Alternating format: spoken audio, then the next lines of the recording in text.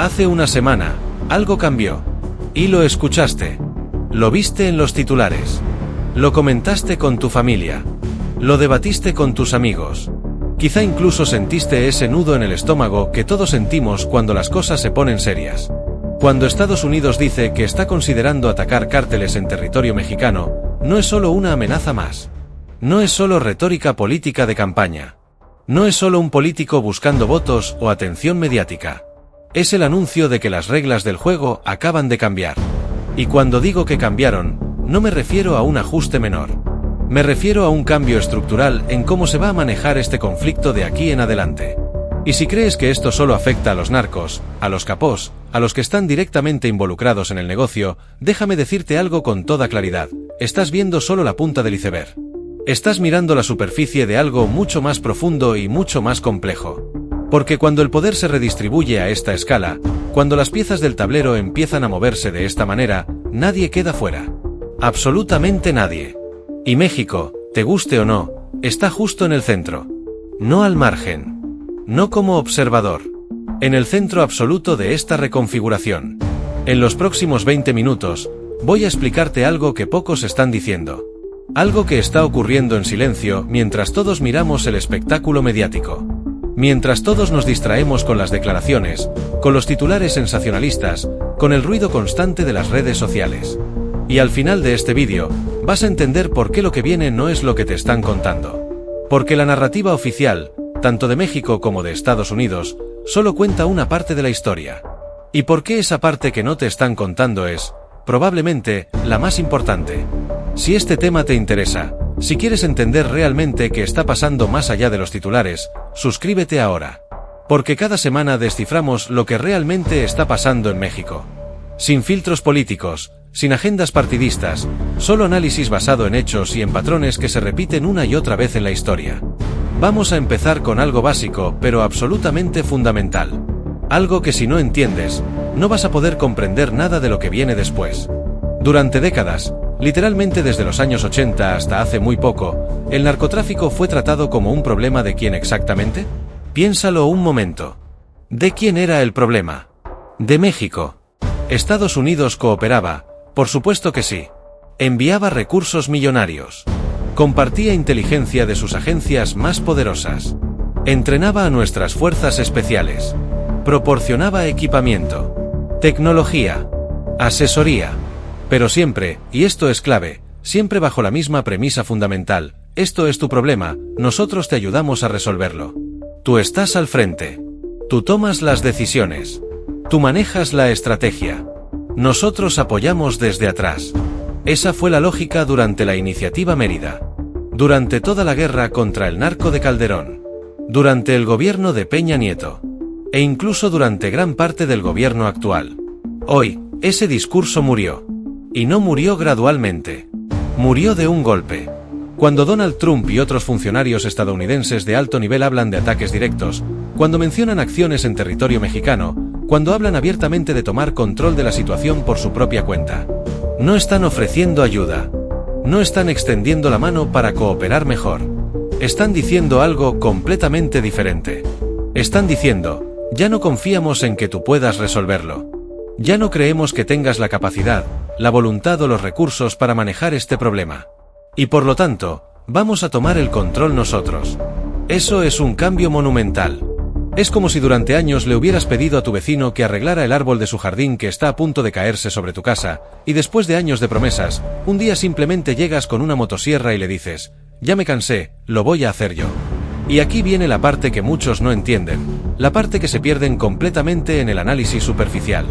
Esto no es nuevo de Trump. No es un capricho de un político impulsivo.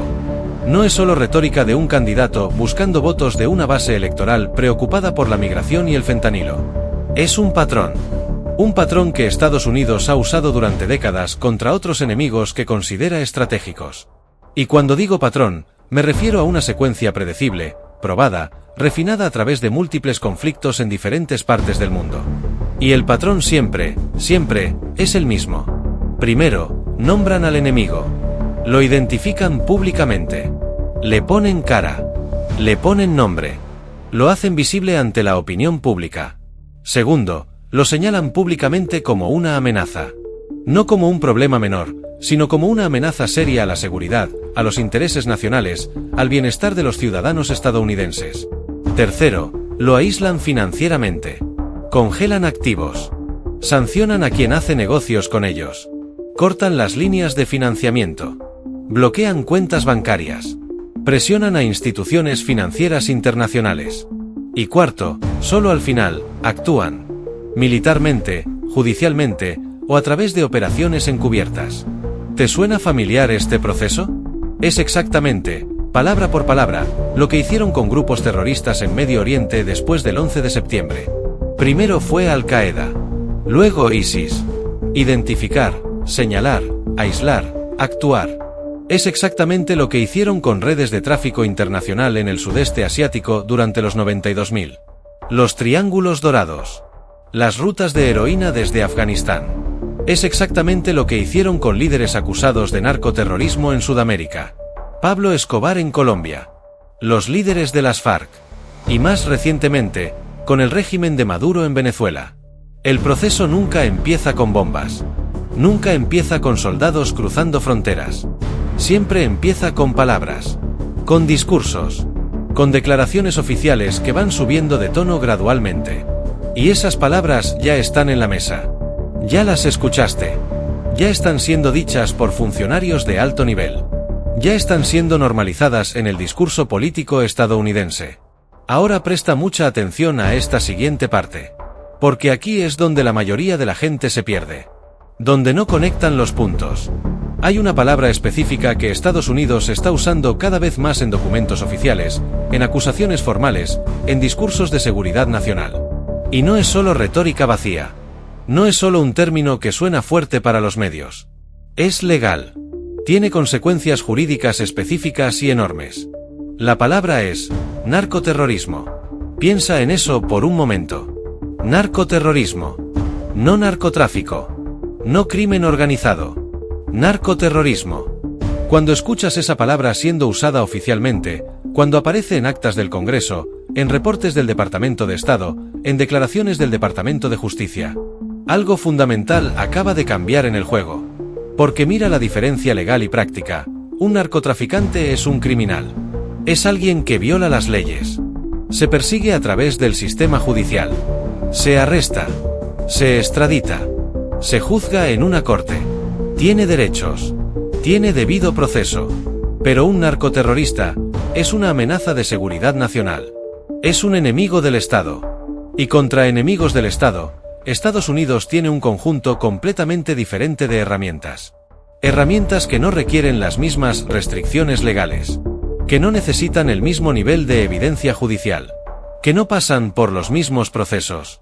Y contra amenazas de seguridad nacional, Estados Unidos históricamente no ha pedido permiso. No ha esperado autorización de gobiernos extranjeros. Ha actuado basándose en su propia doctrina de defensa preventiva. Durante años, durante décadas, han acusado a líderes extranjeros de colaborar directamente con redes de narcotráfico internacionales. Han construido expedientes gigantescos. Miles de páginas de investigaciones. Interceptaciones telefónicas. Seguimientos financieros. Testimonios de informantes.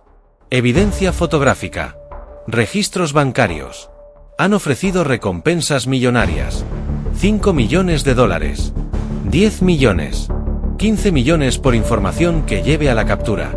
Han señalado vínculos directos, explícitos, documentados con cárteles mexicanos. El cártel de Sinaloa. El cártel Jalisco Nueva Generación. El cártel del Golfo. Los Zetas. Y cada vez que lo hacen, cada vez que publican un nuevo informe, cada vez que actualizan una acusación formal, están construyendo un caso. No solo contra esa persona específica. No solo contra ese líder político o militar particular. Contra toda la red que está detrás. Contra todos los eslabones de esa cadena. Incluidos, y esto es fundamental, los cárteles mexicanos. Porque aquí está lo que mucha gente, incluso gente informada, no está viendo con claridad. Los cárteles de México ya no son lo que eran hace 20 años. Ya no son lo que eran cuando empezó la guerra contra el narco en 2006. Ya no son bandas armadas que controlan una plaza específica o una ruta particular de distribución. Son corporaciones transnacionales del crimen organizado. Son estructuras empresariales complejas con múltiples niveles de operación. Mueven fentanilo que se fabrica con precursores químicos que vienen de China. Tienen relaciones directas con proveedores en Shanghái, en Wuhan, en provincias industriales chinas. Lavan dinero en bancos de Europa, en Suiza, en paraísos fiscales del Caribe, en instituciones financieras de Panamá, en casas de cambio de criptomonedas.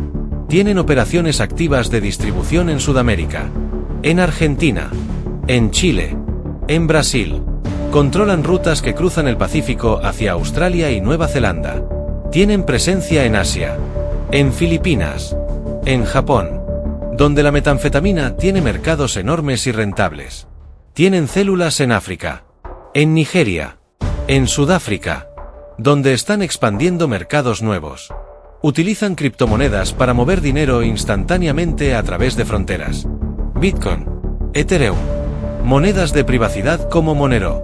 Operan empresas fantasma por miles. Tienen contadores, abogados internacionales, expertos en finanzas, especialistas en logística global. Su lógica operativa es más parecida a la de una empresa multinacional como Amazon o Walmart que a la de una banda armada tradicional. Eso los coloca en una categoría completamente diferente a nivel internacional. Y cuando una organización criminal alcanza ese nivel de sofisticación, de alcance global, de impacto transnacional, la respuesta ya no es solo policial. Ya no basta con más policías, más cárceles, más operativos de captura. La respuesta se vuelve política, se vuelve económica, se vuelve diplomática, se vuelve geopolítica. Si esto te está abriendo los ojos, si estás empezando a ver la magnitud real de lo que estamos enfrentando, comparte este vídeo. Porque esta información tiene que llegar a más personas. Necesitamos una ciudadanía informada que entienda realmente lo que está en juego. Entonces, cuando Trump dice públicamente que va a atacar cárteles en territorio mexicano, cuando habla de enviar fuerzas especiales, cuando menciona operaciones de tierra, significa que mañana literalmente va a haber soldados estadounidenses patrullando las calles de Sinaloa o Jalisco. No. Probablemente no de manera inmediata. Pero tampoco significa que sean solo palabras vacías. Que sea solo ruido político. Que podamos simplemente ignorarlo como si fuera retórica de campaña sin consecuencias. Es presión estratégica. Es parte de un juego mucho más complejo de poder internacional. Y funciona, entiende esto bien, funciona en múltiples niveles al mismo tiempo. Nivel 1. Es un mensaje directo a los cárteles mismos. El mensaje es claro, sabemos quiénes son. Tenemos sus nombres, sus fotos, sus ubicaciones aproximadas. Sabemos dónde operan. Conocemos sus estructuras. Y estamos dispuestos, si es necesario, a ir físicamente por ustedes. Ya no van a tener el santuario seguro que han tenido durante décadas. Nivel 2. Es presión directa y pública al gobierno mexicano. El mensaje aquí es igualmente claro. O actúas con más fuerza, con más decisión, con más efectividad, o lo haremos nosotros. Tu ventana de oportunidad para resolver esto a tu manera se está cerrando rápidamente. Tienes un tiempo limitado para demostrar que puedes manejar esto. Nivel 3. Es preparación deliberada de la opinión pública estadounidense. Porque aquí está algo que la historia nos ha enseñado una y otra vez. Ninguna intervención militar, ninguna operación transfronteriza, ninguna acción que viole la soberanía de otro país ocurre de la nada. Primero se normaliza la idea. Se introduce al debate público. Se repite en medios. Se debate en el Congreso. Se discute en programas de noticias. Se analiza en think tanks. Se publica en periódicos importantes. Y gradualmente, lentamente, esa idea que al principio parecía radical, impensable, inaceptable, se vuelve una posibilidad. Luego se vuelve una opción. Y finalmente se vuelve inevitable. Ese proceso ya comenzó. Ya estamos en las primeras etapas de esa normalización. Y mientras todo esto ocurre en las cámaras, en los medios de comunicación, en las conferencias de prensa, en los debates televisados, en las publicaciones de redes sociales. ¿Qué está pasando en silencio? ¿Qué está ocurriendo lejos de los reflectores? Investigaciones masivas por lavado de dinero que avanzan sistemáticamente en cortes federales estadounidenses. Casos que involucran cientos de millones de dólares. Que trazan redes financieras complejas a través de múltiples países. Procesos judiciales activos en cortes de Nueva York, Miami, Los Ángeles, Houston contra operadores financieros de los cárteles. Contra contadores. Contra abogados. Contra empresarios que facilitaron el lavado. Detenciones selectivas y extremadamente estratégicas de intermediarios clave en terceros países. En España. En Argentina. En Colombia. Personas que servían como puentes entre los cárteles y el sistema financiero internacional. Presión diplomática constante, silenciosa pero persistente sobre el gobierno mexicano. Reuniones privadas. Llamadas confidenciales. Mensajes a través de canales discretos. Todo esto ocurre al mismo tiempo. En paralelo. Coordinado. Y México queda atrapado en una posición absolutamente imposible. En un dilema sin salida fácil. Si acepta algún nivel de intervención estadounidense, si permite operaciones conjuntas más agresivas, si cede aunque sea un poco de control, está cediendo soberanía. Está aceptando que no puede manejar sus propios problemas. Está permitiendo que un país extranjero opere militarmente en su territorio. Eso es política y simbólicamente devastador. Pero si rechaza completamente cualquier cooperación más profunda, si se cierra totalmente a cualquier tipo de acción conjunta más fuerte, aumenta dramáticamente la presión internacional. Se arriesga a sanciones económicas. A ser señalado como un Estado que no coopera en la lucha contra el narcoterrorismo. Eso también tiene costos enormes. Es literalmente un jaque mate diplomático. No hay movimiento bueno en el tablero. Pero hay un actor en todo este escenario complejo que no está atrapado. Un actor que siempre, lee el escenario con absoluta frialdad. Sin emociones. Sin ideología. Solo cálculo puro de poder y supervivencia. Los cárteles. Y aquí viene la parte que absolutamente nadie te está contando en las noticias convencionales. La parte que se pierden completamente los análisis superficiales. Cuando hay presión externa de este nivel sobre organizaciones criminales tan sofisticadas, ¿qué pasa realmente sobre el terreno?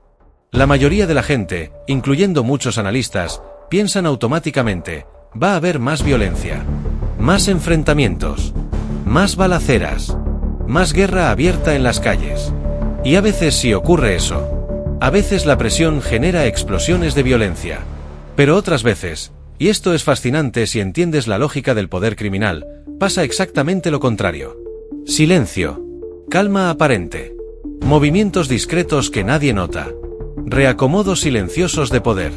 Y eso es exactamente lo que estamos viendo en algunas regiones clave de México en este momento. Nombres importantes que desaparecen de la escena pública. Líderes que ya no son mencionados en reportes. Operadores que dejan de aparecer en investigaciones. Otros nombres que aparecen de repente. Personas que nadie conocía hace 6 meses y que de pronto están siendo mencionadas como figuras clave. Zonas que se calman sin una razón aparente. Ciudades donde había balaceras semanales y de pronto hay semanas de tranquilidad. Plazas que estaban disputadas violentamente y de pronto hay un ganador claro sin guerra. La pregunta es, ¿eso es paz? No. Definitivamente no es paz. Es ajuste. Es reconfiguración. Es adaptación estratégica. Y si estudias la historia del crimen organizado, si analizas cómo han respondido estas organizaciones a presiones externas similares en otros países y otros contextos, ves un patrón clarísimo. Históricamente, cuando una organización criminal grande y sofisticada siente una amenaza fuerte y real desde el exterior, hace 3 cosas de manera casi automática. Número 1. Reduce dramáticamente su visibilidad pública. Deja de hacer ruido. Deja de llamar la atención. Deja de hacer esas demostraciones de poder que tanto les gustaban. Los narcobloqueos. Los enfrentamientos abiertos con fuerzas de seguridad. Los vídeos amenazantes. Todo eso se detiene. Se vuelven sombra. Operan con el perfil más bajo posible. Porque saben que la visibilidad los convierte en objetivos. Número 2. Protegen obsesivamente sus finanzas. Porque entienden perfectamente que el dinero es más vulnerable que las personas. Que los activos financieros pueden ser congelados con una firma. Que las cuentas bancarias pueden ser bloqueadas con una orden judicial. Entonces mueven el dinero. Lo diversifican. Lo ocultan mejor. Lo sacan de instituciones tradicionales. Lo convierten en activos más difíciles de rastrear. Número 3. Reconfiguran completamente su liderazgo. Y aquí es donde se pone verdaderamente peligroso. Donde la cosa se vuelve oscura. Porque reconfigurar liderazgo en organizaciones de este tipo no es como en una empresa normal donde alguien renuncia y contratan a un reemplazo. Implica purgas internas, violentas, definitivas. Implica traiciones calculadas. Personas que estaban en el círculo interno y de repente ya no están. Y no porque se retiraron. Implica mensajes. Y cuando digo mensajes, no me refiero a tweets o comunicados de prensa. Me refiero a los mensajes que todos entendemos perfectamente cuando aparecen en las noticias locales de Sinaloa, Jalisco, Tamaulipas. Los cuerpos. Las narcomantas. Las desapariciones. No es caos aleatorio. No es violencia sin sentido. Es control. Es la reimposición brutal del orden interno cuando el orden externo los amenaza. Control a través del miedo. Control a través de la eliminación de cualquiera que represente un riesgo de traición bajo presión. Control a través de la reconfiguración violenta pero calculada del poder interno. Y todo esto ocurre mientras desde fuera, mientras desde la perspectiva de la opinión pública, parece que las cosas están tranquilas. Que todo está en calma. Esta es honestamente la parte más peligrosa de todo este escenario complejo que estamos viviendo. La presión internacional, la presión de Estados Unidos, no siempre reduce la violencia total. No siempre hace que haya menos muertos, menos desaparecidos, menos víctimas. A veces lo único que hace es redistribuir esa violencia. Cambiarla de lugar. Cambiarla de forma. Hacerla menos visible pero no menos real. Cuando el poder se mueve en estas estructuras, alguien inevitablemente pierde. Y cuando alguien pierde poder en este mundo, no se retira silenciosamente. No acepta su derrota y se va. Intenta recuperarlo. Con todo lo que tiene. Con toda la violencia que puede generar. No con discursos bonitos. No con negociaciones políticas. Con hechos. Con acción directa. Si este análisis te parece valioso, si sientes que estás entendiendo cosas que no habías conectado antes, activa la campanita de notificaciones. Porque cada semana publicamos este tipo de contenido profundo que no vas a encontrar en los medios tradicionales. Análisis que va más allá de los titulares superficiales. Entonces, juntemos todas estas piezas. Conectemos todos estos puntos que hemos estado desarrollando. ¿Qué está pasando realmente en este momento en México y en la relación con Estados Unidos? Estados Unidos no está anunciando una invasión militar inmediata. No está diciendo que mañana van a cruzar tanques por la frontera. Pero sí está anunciando algo igual de significativo. Está anunciando un cambio fundamental de era. Un cambio en cómo se va a tratar este problema de aquí en adelante. Una era donde el narcotráfico, el fenómeno del tráfico de drogas y especialmente el tráfico de fentanilo, deja de ser tratado exclusivamente como un problema criminal que se maneja con policías y jueces. Y empieza a ser tratado cada vez más como un asunto de poder internacional. Como una amenaza de seguridad nacional que justifica el uso de herramientas de inteligencia, militares, financieras, diplomáticas. ¿Por qué ahora? ¿Por qué este cambio está ocurriendo en este momento específico y no hace 10 años o hace 5 años? Por varias razones que se juntaron al mismo tiempo. Porque el fentanilo está literalmente matando a 100.000 estadounidenses cada año. Esa cifra es real. Es verificable. Es más que todas las muertes estadounidenses en la guerra de Vietnam. Cada año. Es una crisis de salud pública sin precedentes. Porque cada vez es más claro, más documentado, más evidente que China está detrás de los precursores químicos. Que esto ya no es solo un problema México-Estados Unidos. Es un problema que involucra a la segunda potencia mundial. Eso lo eleva automáticamente a un asunto geopolítico mayor. Porque las rutas de distribución ya no son solo norte-sur. Ya cruzan literalmente todo el hemisferio occidental. Todo el planeta. Es un problema verdaderamente global operado desde territorio mexicano. Y porque los cárteles mexicanos, como ya vimos, ya no son solo un problema interno de México. Son un problema global que casualmente opera desde México. Y esa diferencia es absolutamente crucial. Todo eso junto cambia la naturaleza misma del problema. Ahora piensa en las implicaciones prácticas de esto. Piensa en lo que significa en términos concretos. Si los cárteles mexicanos son catalogados oficialmente, formalmente, en documentos legales vinculantes, como organizaciones de narcoterrorismo. Si se les aplica la misma categorización que se aplicó a Al-Qaeda, a ISIS, a Hezbollah, Estados Unidos puede empezar a actuar sin las mismas restricciones diplomáticas y legales que tiene cuando trata con criminales comunes en países aliados. Puede congelar activos financieros en cualquier parte del mundo con una orden ejecutiva. Sin necesidad de un largo proceso judicial. Sin necesidad de probar culpabilidad más allá de duda razonable. Puede arrestar y extraditar operadores financieros, intermediarios, facilitadores en terceros países. En Europa. En Asia. En Sudamérica. Bajo tratados de cooperación contra el terrorismo que son mucho más amplios que los tratados de extradición criminal normal. Puede usar inteligencia satelital militar. Drones de vigilancia de alta tecnología. Interceptaciones de comunicaciones que normalmente están reservadas para amenazas de seguridad nacional. Puede aplicar sanciones secundarias. Es decir, sancionar no solo a los cárteles, sino a cualquier entidad que haga negocios con ellos. Cualquier banco. Cualquier empresa. Cualquier gobierno. Todo esto bajo el marco legal de seguridad nacional. Con la autorización que da la categorización de amenaza terrorista. Y México queda exactamente en medio de todo esto. No como un espectador que mira desde fuera. No como un actor secundario que simplemente reacciona a lo que otros deciden. Como el centro absoluto del tablero. Como la pieza clave sin la cual nada de esto se puede resolver. Porque todo esto físicamente ocurre en territorio mexicano. Las organizaciones operan desde México.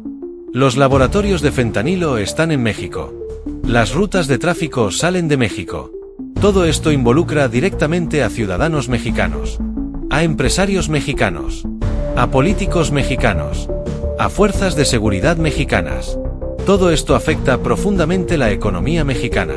El turismo. La inversión extranjera. Las exportaciones. La percepción internacional del país. Y todo esto cuestiona fundamentalmente la soberanía mexicana. La capacidad del Estado mexicano de controlar su propio territorio. De hacer cumplir sus propias leyes. De proteger a sus propios ciudadanos. Mientras todo esto se desarrolla en el nivel diplomático y político, mientras los gobiernos discuten y negocian, los cárteles ya están moviéndose. Ya están adaptándose. Ya están respondiendo. Ya están ajustando toda su operación para este nuevo escenario. Ya están buscando rutas alternativas que no dependan tanto del corredor tradicional hacia Estados Unidos. Rutas por el Pacífico. Rutas por Centroamérica que van hacia Europa. Ya están desarrollando liderazgos alternativos que no sean tan visibles. Estructuras más descentralizadas. Operaciones más compartimentadas donde si cae una parte, el resto sigue funcionando. Ya están implementando estrategias alternativas financieras. Más uso de criptomonedas. Más uso de activos físicos difíciles de rastrear como oro, arte, bienes raíces en múltiples países. Porque ellos entienden algo fundamental que muchos gobiernos tardan en entender. Ellos entienden que cuando cambian las reglas del juego, cuando el entorno operativo se transforma tan radicalmente, los que no se adaptan rápidamente simplemente desaparecen. Se extinguen. Y en este negocio particular, desaparecer no significa retirarse cómodamente con tu fortuna. No significa jubilación tranquila. Significa morir. Significa ser asesinado por tus propios socios que te ven como un riesgo. O significa pasar el resto de tu vida en una prisión de máxima seguridad en Estados Unidos sin ninguna posibilidad de salir. Entonces están adaptándose.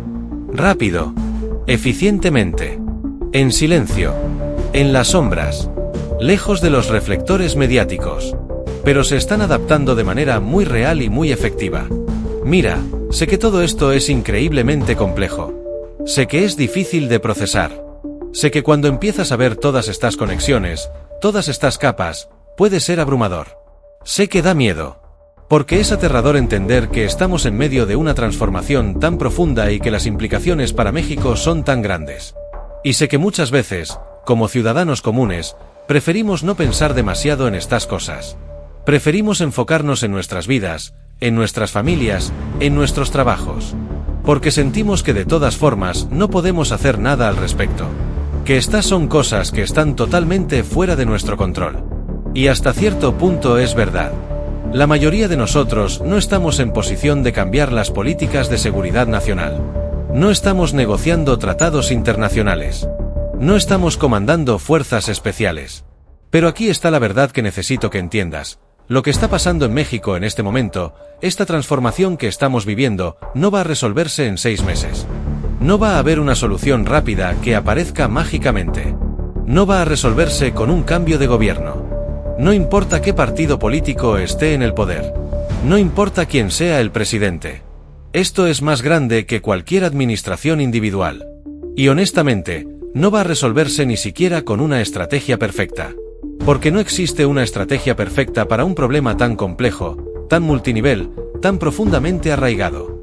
Porque esto ya dejó de ser hace mucho tiempo solo sobre narco contra gobierno. Sobre buenos contra malos. Sobre ley contra crimen. Es sobre poder en su forma más pura y más cruda. Poder económico que mueve miles de millones de dólares cada año. Poder político que puede comprar lealtades y silenciar oposiciones. Poder territorial que controla pueblos, ciudades, regiones enteras. Y ese tipo de conflictos de poder, la historia nos lo ha enseñado una y otra vez en diferentes contextos, no terminan. No llegan a un final definitivo donde todo se resuelve y podemos declarar victoria. Evolucionan. Se transforman. Cambian de forma. Se adaptan a nuevas circunstancias. Pero no desaparecen. Lo que viene, todo lo que va a pasar en los próximos años en México, no empieza desde cero. No es un nuevo conflicto que está comenzando ahora. Empieza desde todo lo que ya está en movimiento en este momento. Desde todas las investigaciones que ya están en curso en cortes estadounidenses. Desde todos los acuerdos internacionales que ya se están negociando en silencio detrás de puertas cerradas. Desde todos los movimientos que ya están ocurriendo en las sombras dentro de las organizaciones criminales. Y entender eso, entender que ya estamos en medio del proceso y no al principio, es absolutamente clave. No para tener más miedo. No para entrar en pánico. No para caer en la desesperanza. Sino para estar verdaderamente informado. Para entender realmente en qué momento histórico estamos viviendo. Para poder tomar decisiones personales, familiares, profesionales basadas en una comprensión real de lo que está pasando y no en fantasías de que todo va a mejorar mágicamente pronto. Porque cuando el poder se redistribuye a esta escala, cuando los conflictos evolucionan de esta manera, el conflicto mismo no termina. Solo cambia de forma. Solo se transforma en algo diferente. Tal vez menos visible. Tal vez más sofisticado. Pero no menos real. Y nosotros, como ciudadanos, como mexicanos que vivimos en este país, tenemos que entender profundamente en qué tablero estamos parados. Tenemos que entender cuáles son las fuerzas reales que están en juego. No para poder controlarlas.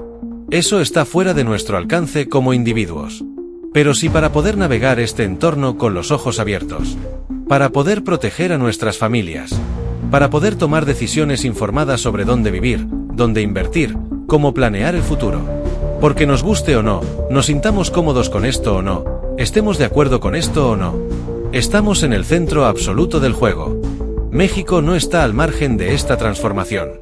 Está en el epicentro. Si este vídeo te hizo pensar diferente sobre lo que está pasando, si te ayudó a conectar puntos que no habías conectado antes, te pido 3 cosas muy específicas. 1. Dale like a este vídeo. No es por vanidad o por números. Es porque ese like ayuda concretamente a que este contenido llegue a más personas que necesitan entenderlo. El algoritmo lo distribuye más ampliamente. Más personas lo ven. Más personas se informan. 2. Suscríbete a este canal si todavía no lo has hecho. Cada semana sin falta, traemos análisis profundos como este. Análisis que van más allá de los titulares superficiales. Análisis que realmente intentan entender las dinámicas de poder que están en juego. No vas a encontrar este tipo de contenido en los medios tradicionales que solo repiten los mismos clichés. Y 3. Comparte este vídeo. Especialmente con esa persona en tu vida que siempre dice que no entiende de política, que no entiende de estos temas complejos. Porque esto nos afecta a todos.